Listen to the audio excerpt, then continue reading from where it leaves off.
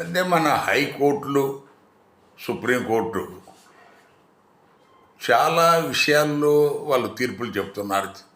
మనకు అటు ఫ్యామిలీ సంబంధంగా, మత సంబంధంగా, కుల సంబంధంగా సో మెనీ థింగ్స్. ఇదివరకు మనకు ఏదో కొన్ని పెద్ద పెద్ద కేసులు వాళ్ళ దగ్గరికి పోయి ఇప్పుడు భార్యాభర్తల చిన్న చిన్నవి కూడా వాళ్ళ దగ్గర తీర్మానం అవుతున్నాయి.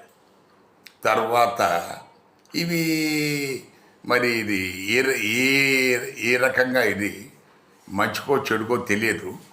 బట్ కొన్ని తీర్పులు మన విచిత్రంగా ఉంటున్నాయి. ఎందుకంటే అందులో ఉన్నవాళ్ళు 100% మనం అందులో మెజారిటీ పర్సెంటు ఈ ఆధిపత్య కులాలకు చెందిన వాళ్ళు, అందులో ఎస్పెషల్లీ ఒక పర్టికులర్ కమ్యూనిటీ నుంటే మెజారిటీ పర్సెంట్ దగ్గర దగ్గర 50% వరకు జడ్జెస్ ఉన్నట్టుగా లెక్క. సో వీళ్ళు వాళ్ళ ఆలోచన క్రమంలో అది కూడా వాళ్ళ జడ్జిమెంట్ని కొంత ప్రభావితం చేస్తూ ఉందేమో అనిపిస్తూ ఉంది. సో ఎందుకు అలా అనుకోవడానికి అవకాశం ఉందంటే మీరు గమనించండి. సో హిందూ మతంలో కులం ఉంది. హిందూ మతం అంటే కులంతో లింక్ ఉంది. సో హిందూ మతం ఎవరైతే వదిలేసి ఇతర మతానికి పోతాడో కులం పోవాలి కదా.